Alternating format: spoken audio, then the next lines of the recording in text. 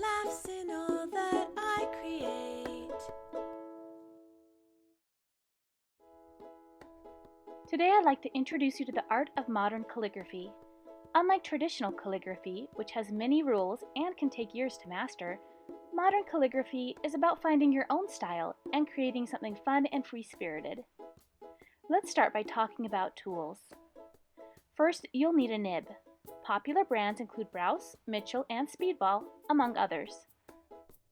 Some nibs have reservoirs, which are flat plates attached to the nib that hold extra ink when dipped. Sometimes these reservoirs are adjustable or removable. Others, particularly pointed nibs, have no reservoir at all. For beginners, I recommend Speedball's C-Class calligraphy set, which costs around $10 and are available at many craft stores. Brand new nibs have a protective coating on them that needs to be removed, as it repels ink. There are several methods for doing this, with the most common being to quickly wave a flame by the nib to burn off the coating. Please remember, only an adult should use a lighter. Alternately, you can wipe it with acetone. Slide the nib onto the dip pen. When you insert a nib, try not to touch the point of the nib with your fingers, as this can leave oil on the nib. If you choose to buy a different dip pen, yours may have a metal insert instead. A common mistake is trying to insert the nib into the center of the hole. This will leave the nib extremely loose. The nib should actually be inserted along the interior side of the pen, wedged between the metal and the wood. Some calligraphers prefer an oblique pen, which has an appendage for the nib. This can help you maintain a consistent angle when writing. However, I think a straight dip pen feels more natural for beginners.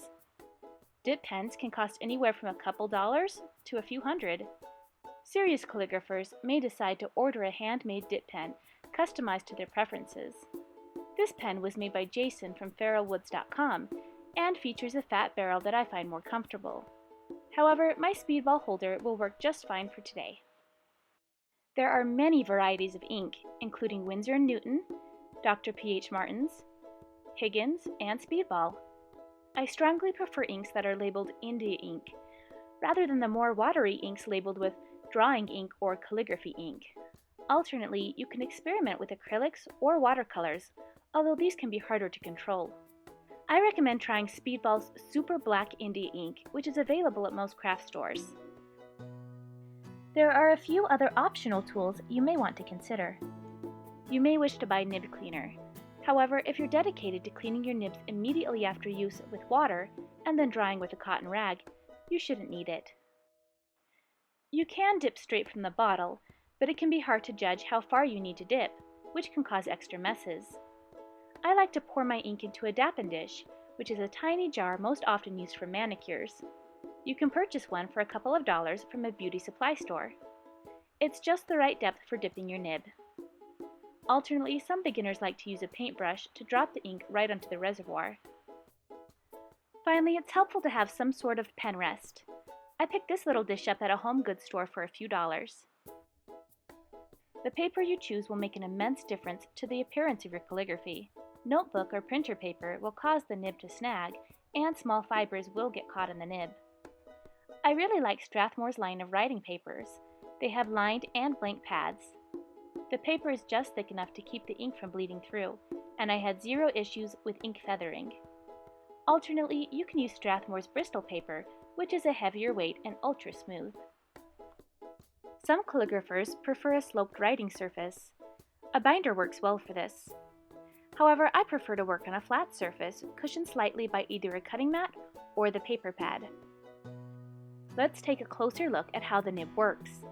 Place the uninked tip of the nib against the paper, then apply pressure while drawing downward. With the C3 and C4 nib, you can see 3 separate tines. As you release the pressure, the gaps between the tines narrow and then close. This creates the variations in stroke width that are the hallmark of calligraphy. Prepare your workspace with your paper, ink, and a piece of scratch paper. Use the same type of paper for both your project and scratch paper. You don't want to get fibers in your nib from cheap scratch paper. Dip your pen in the ink. You'll want to cover the nib about halfway, filling the reservoir. Wipe the excess ink on the side of the jar. Make a couple of test lines on the scratch paper to make sure the ink is flowing smoothly and isn't puddling. We're going to do a few drills. Draw a series of vertical lines on your paper. You'll want to hold the nib to your paper somewhere between a 30 and 45-degree angle. Perhaps the easiest way to visualize this is to imagine the handle of your pen as the hour hand on a clock. You'll want your holder to align at approximately 4 o'clock. You can play around with the angle to achieve different results, but you'll want to keep it consistent throughout your writing. Practice making the lines straight and of a consistent width. Get a feel for how much writing you can do before you need to re-ink.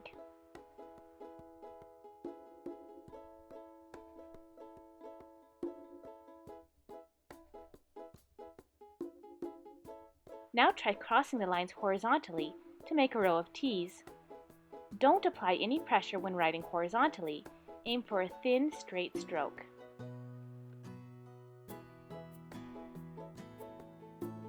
Next, try some curved lines. Whenever you're pulling the pen downward, apply pressure to thicken the line.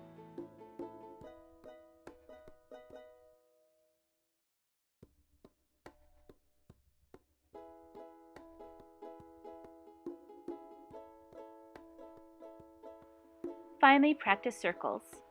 Draw these in two parts, starting the stroke at the center top and meeting in the center bottom. Again, remember to apply pressure when pulling downward and release as you reach the end of the stroke.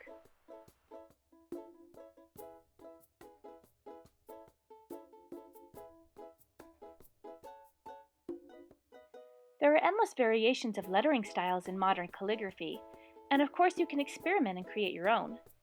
However, I've created this printable guide for my Dahlia alphabet if you'd like a good place to start. There are more free calligraphy guides on my website, madebymarzipan.com, if you're interested. Start by lightly tracing the letters with an uninked pen to familiarize yourself with the strokes.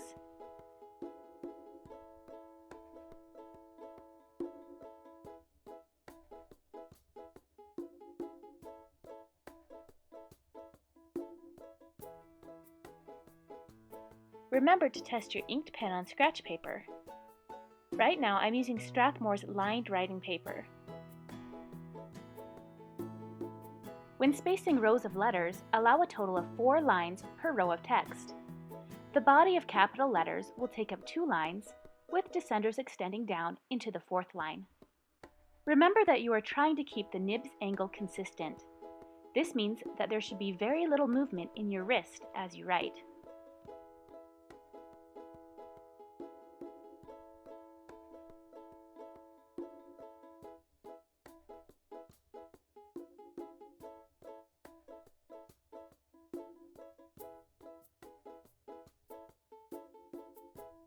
Keep the pen moving as you write.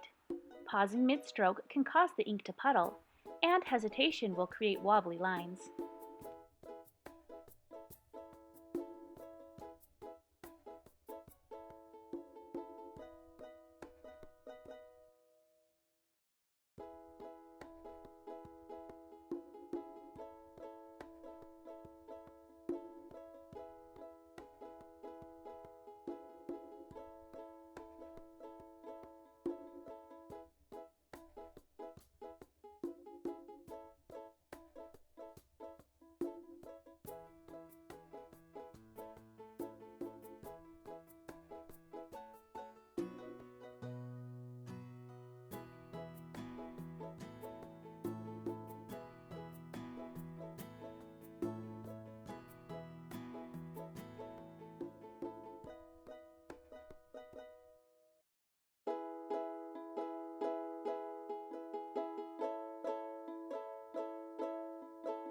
I'm gonna make you a world with these 2 hands today. But I love memories and laughs in all that I create. I can't help feeling inspired whenever you smile. Gotta show you that you're the reason. I don't feel afraid to innovate. Don't miss a chance to be creative. Don't. Why don't I try this at home? Try this at home.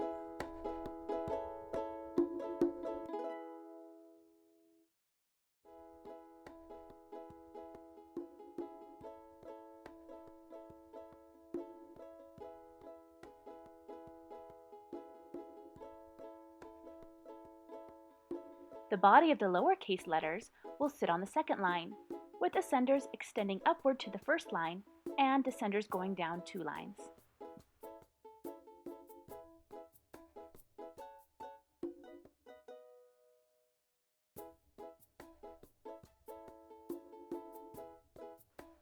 Don't worry if it feels like you're making a lot of mistakes at first. It happens to everyone. Mistakes do happen, which is why I like to always start with an alphabet drill like this before working on an actual piece. Practicing calligraphy will help to establish muscle memory, and after a while, you'll be able to write without thinking too much about it.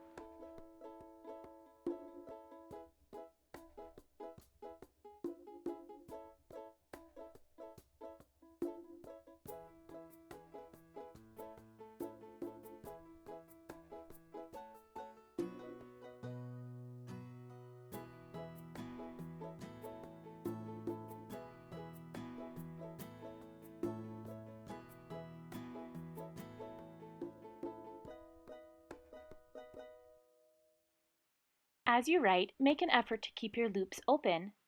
If you have too much ink on your nib, they can close, like on this U.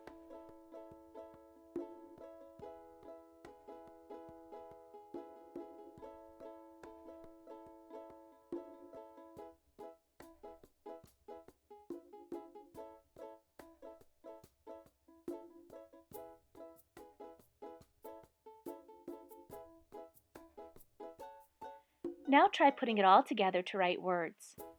With modern calligraphy, there's no need to try to keep your letters evenly sized or in a straight line. Pretty much anything goes, as long as it's aesthetically pleasing.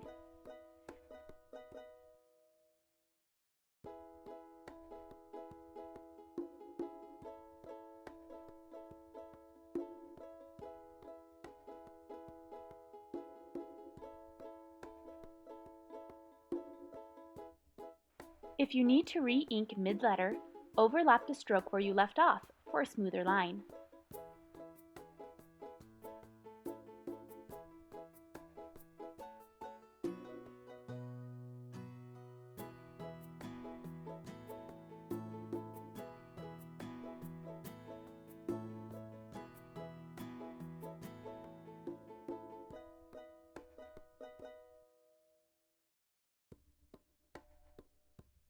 I don't feel afraid to innovate.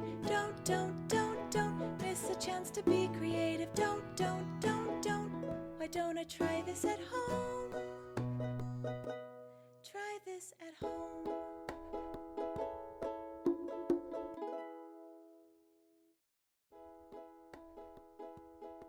I'm going to switch to the 512 pointed nib that's included with Speedball's calligraphy set. This nib is ideal for smaller, more delicate writing. Because it's narrower and only has 2 tines, you can achieve fine hairlines and your shades will be more obvious. Right now I'm using FW pearlescent acrylic ink. Acrylics dry more quickly on your nib, even during use, so you may need to stop and clean it.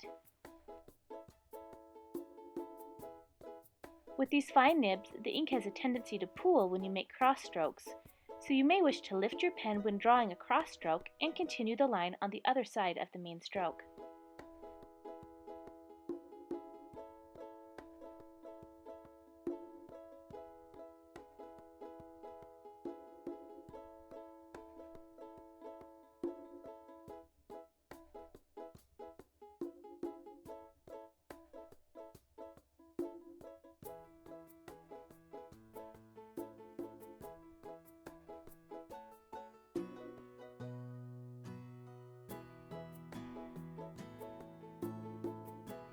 Try modern calligraphy on envelopes, placeholders, wrapping paper, and wall hangings.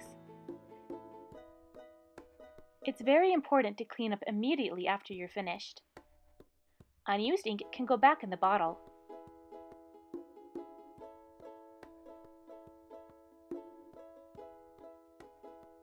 Wash the nib and dappen dish thoroughly under running water, then dry immediately with a cotton rag. If you're interested in traditional calligraphy, such as copperplate, you may wish to check out these resources for further study. If you'd like to learn how to draw flowers with your dip pen, I have a bonus video tutorial on madebymarzipan.com. I hope you enjoyed learning how to get started with modern calligraphy.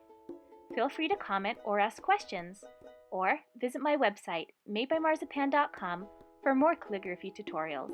Try this at home.